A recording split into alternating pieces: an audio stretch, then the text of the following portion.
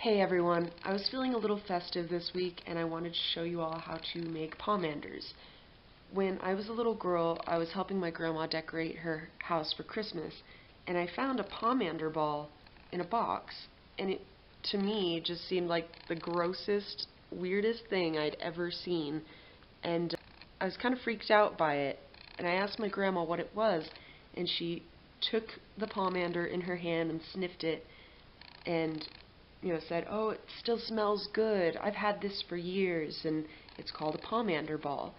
I instantly realized how good it smelled, and that it was just made of cloves, and that it was actually a really good decoration idea. I later learned that throughout the medieval period, people would use pomanders for their smell to get rid of the smell of sickness and death when the Black Plague was prevalent. After a time, they were given the name the golden apple, and they were very common in Europe. The style of pomanders has changed a little bit throughout time. You can put designs and patterns in them and set them around on a counter. You can hang them in Christmas trees or just around the house on hooks. But I will make one point clear in this video, that the full covered pomanders will dry out best and make the best decorations and last far longer.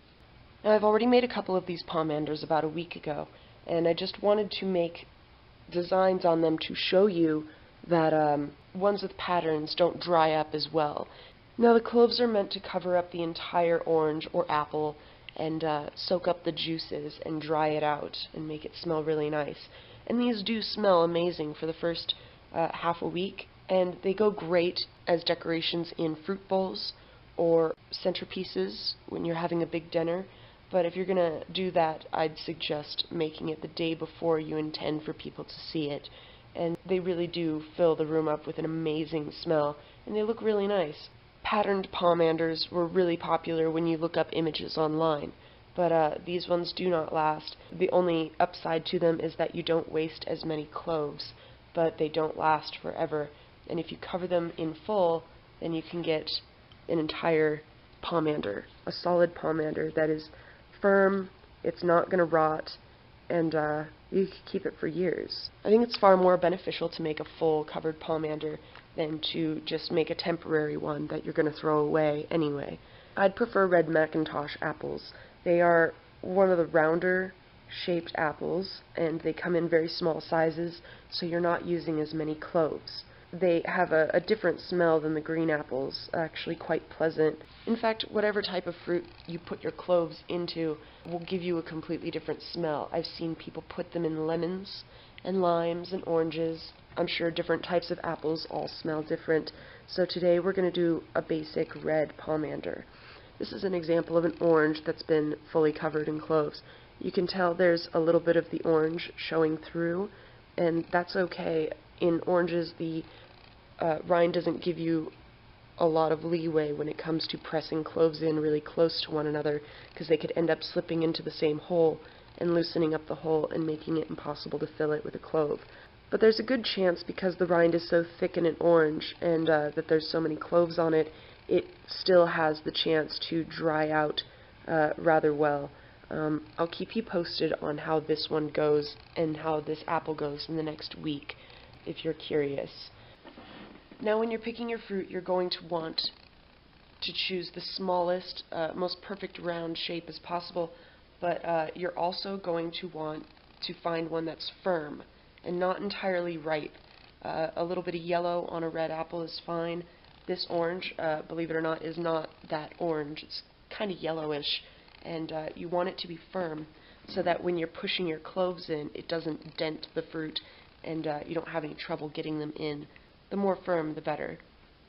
In my experience, larger fruits are going to take about 2 jars of cloves to cover the entire thing, but smaller fruits like these, it's only going to take about 1.5 jars. So be prepared to buy a lot of cloves if you're going to be making multiple pomanders. These I got at Walmart for about $4 or $5 each, but at Safeway or other grocery stores I found them for $7 or $11. And because this is great value, my friend once said, great value, not great quality, so who knows, there may be some lack of potency to the cloves. But cloves are cloves, so it's totally fine. You're going to want to use rubbing alcohol and paper towels to wipe off the excess juice while you're making your pomander. And before you even get started, it's nice to wipe it down and get rid of any bacteria that might make your fruit mold. Now you're definitely going to want to find a space that you're okay with getting messy, or lay something down to prevent any flakes. Now if you'll take a look, cloves have this tiny blossom on the tip, and they can tend to flake off and cause a bit of a mess. So if they come off while you're making your pomander, don't worry about that.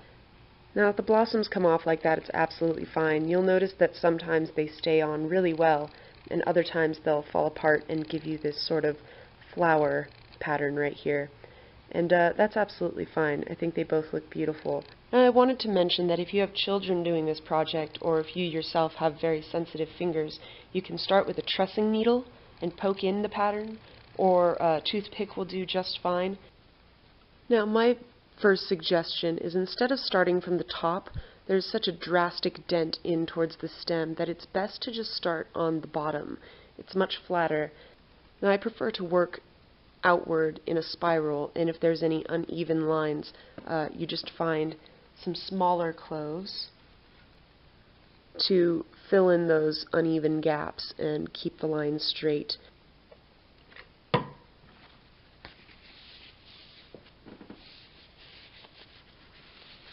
You're going to want to clean off your apple, get rid of any potential bacteria, and dry it off really well.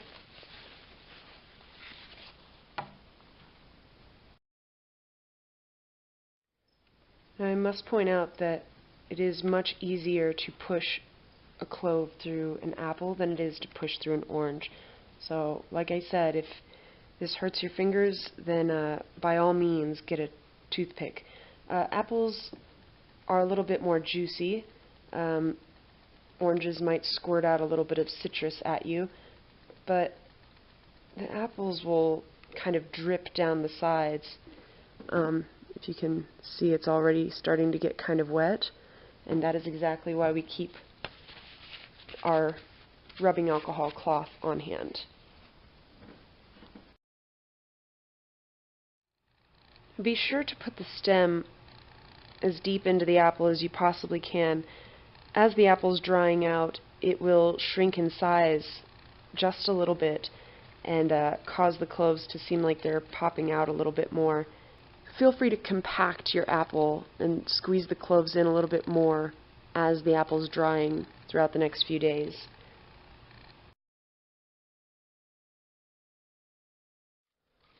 Now these cloves look quite brown at the moment, but they'll start to become more black in color as they absorb the juice from the apple, and that's when they start to smell really amazing.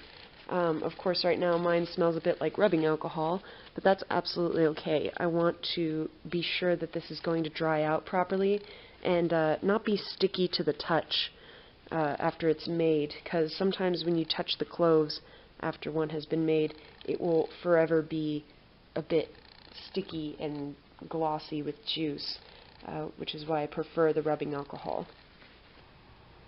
You're also going to want to make sure that you're putting the cloves straight down into the apple and not at an angle, because otherwise you're going to end up bumping into the stems of the cloves you've already placed in there.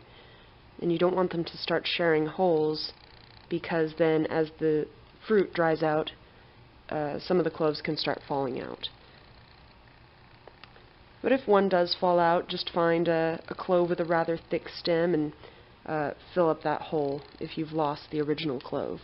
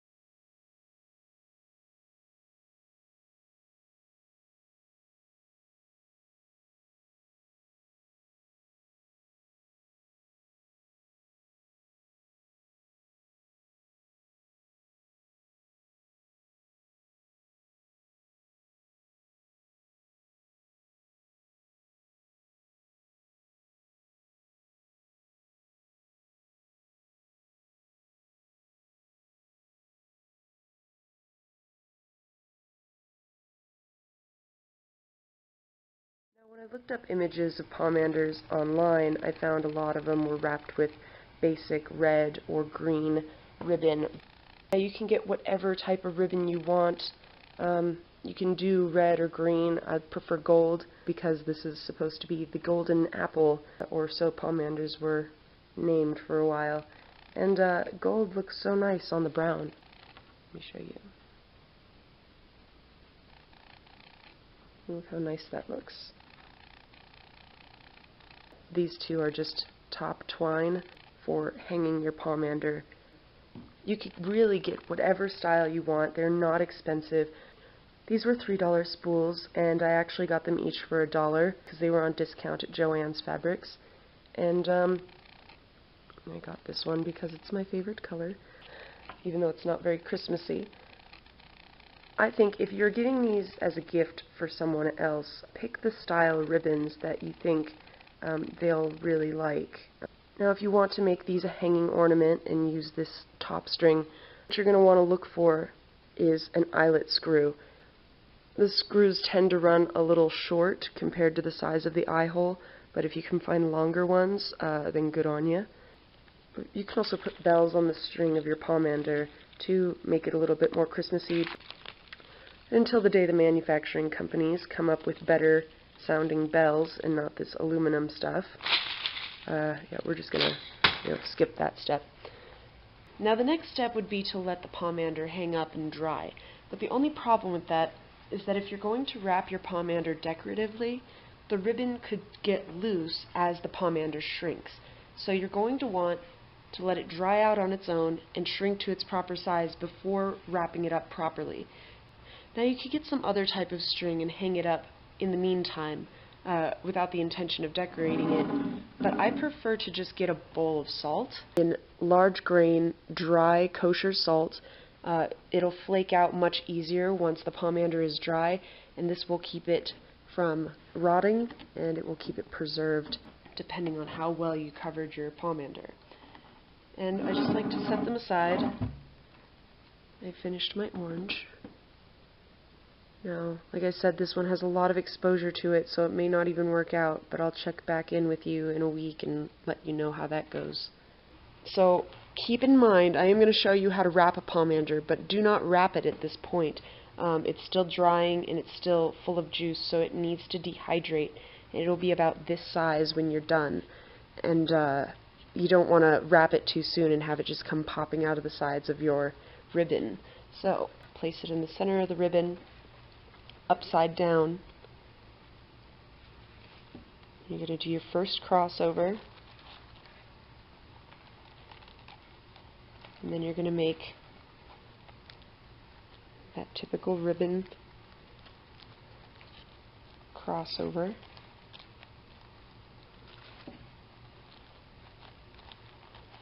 Going to tie a decent knot. Apologies. I'm not the girliest of girls, so I don't know how to tie perfect little bows. My best friend would be so disappointed in me. Get 2 loops going.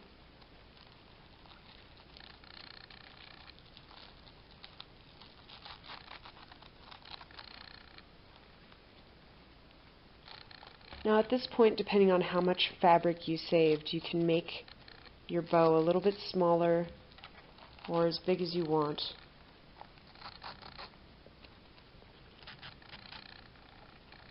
Now normally I would take some scissors and cut this trim to be a more appropriate size for a bow. But like I said, at the moment this pomander is still full of juice. It is not dry yet. So I'm not going to waste the ribbon. I'm going to end up untying this.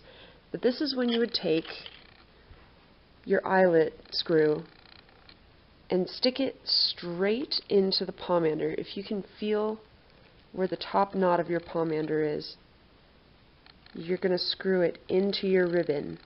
You can see that. And it's not that hard. You just give it some force and it'll start working its way into the fabric.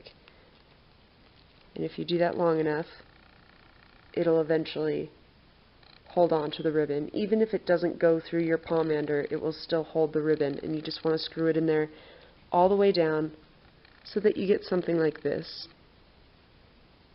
You can see how that's actually not even in my pomander at all. It's just part of the bow, and it's sturdy.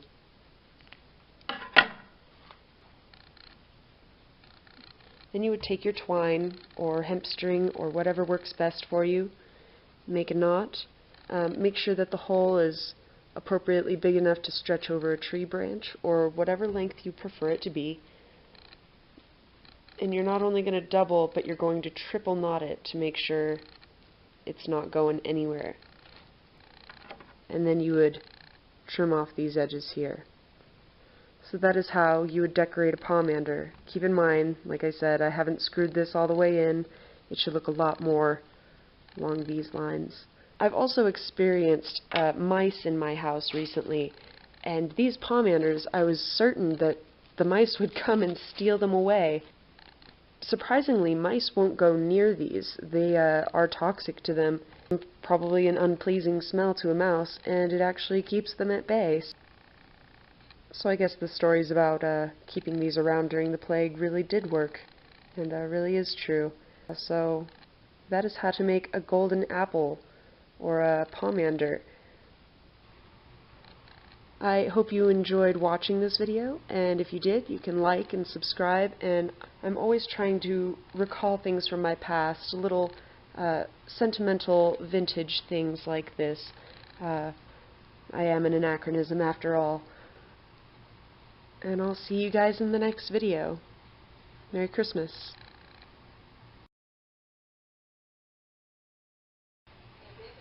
Pretty satisfying to watch. It would make for a really nice ASMR. Just the sound effects. I found an ASMR of people burning incense sticks with like microphones, like recording everything. Very intense. The lighter going. Yeah, it's ridiculous. What does ASMR stand for? I really don't remember. And it's just Audio something. It's just supposed to be like quiet whispering. Sound effects really close to a microphone. Like some people are doing these things called mukbangs, where you sit there and eat a bunch of food for a live stream. And people just watch you eat, and some people kind of find it very fetishy. But Jenna Marbles did a mukbang ASMR where she whispered and ate chips like into the microphone. You know, the YouTube Rewind didn't have any ASMR in it. People, just a bunch of people floating around in bad CGI. Like, it wasn't even... Yeah, they really milked the shit out of that one meme. The flying in space meme. Oh, that was a meme? Yeah, those people like flying around with... See, even you know that was a meme. I had no clue. I don't know, I just didn't see any, like, polished mountain. Like, the 100 layers thing. That was the biggest trend this entire year, and that wasn't even in, like... I mean, at least Christine should have had polished mountain on her fingers or something.